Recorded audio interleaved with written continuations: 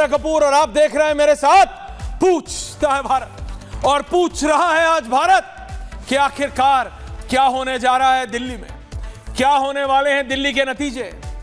दिल्ली में क्या अरविंद केजरीवाल एक बार फिर यानी चौथी बार दिल्ली के मुख्यमंत्री बनेंगे या 26 साल बाद। जी हां, एक पिक्चर आई थी मिथुन चक्रवर्ती की 20 साल बाद। भारतीय जनता पार्टी के लिए क्या 26 साल बाद आफ्टर 26 years व्यूअर्स, क्या दिल्ली में भी कमल खिलेगा? देश में तो खिल रहा है पिछले 11 साल से, लेकिन उसके बावजूद कौन से ऐसे कारण हैं कि दिल्ली में कमल नहीं खिल पाता? तो बीजेपी ने एड़ी चोटी का जोर लगा दिया है। When I say it, I literally mean it। Voting हो चुकी है। कल सुबह 6 बजे से मेरी पूरी टीम आपके साथ लाइव होगी। मैं भी आऊंगा सुबह और नंबर्स जैसे ही आने शुरू होंगे पता लग जाएगा कि खेल क्या है।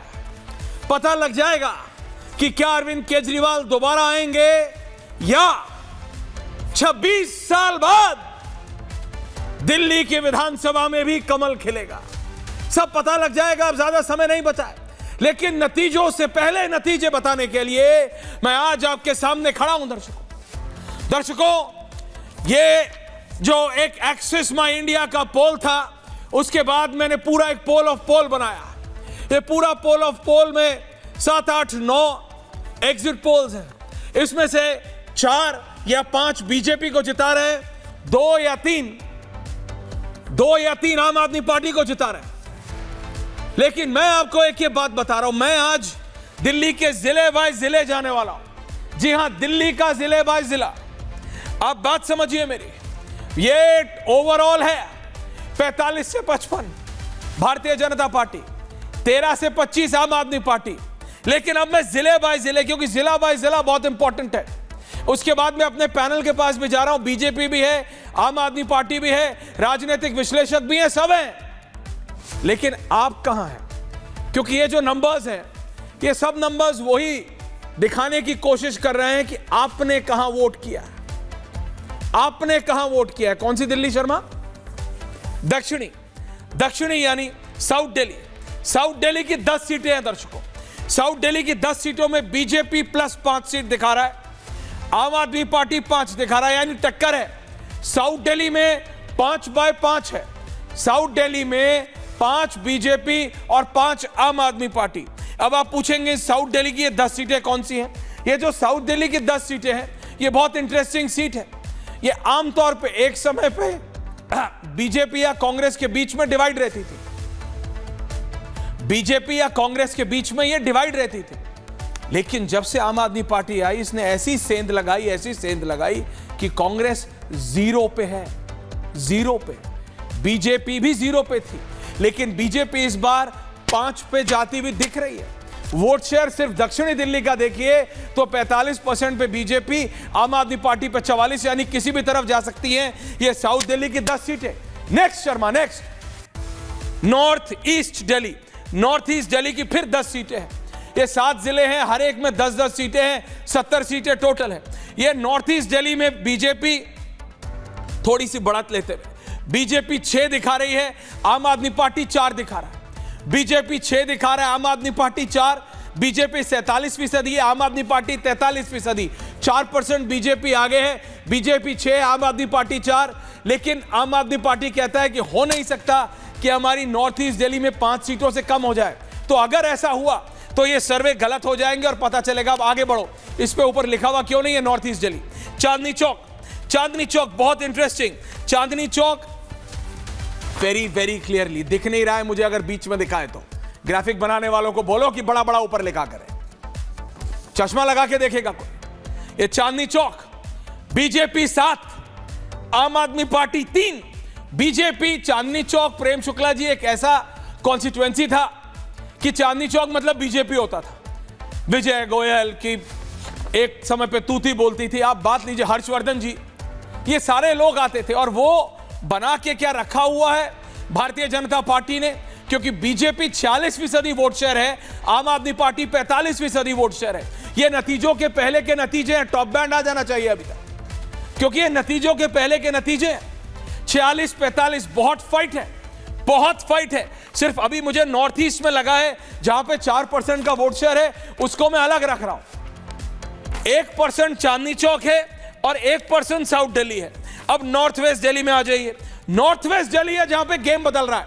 नॉर्थ वेस्ट दिल्ली में बीजेपी का मेन चेहरा मुझे बताओ जल्दी से। मनोज सिंह आ गए, मनोज सिंह को लाओ। नॉर्थ वेस्ट दिल्ली में बीजेपी 9 और आम आदमी पार्टी 1। मनोज जी, ये नॉर्थ वेस्ट दिल्ली में बीजेपी का बड़ा चेहरा कौन है?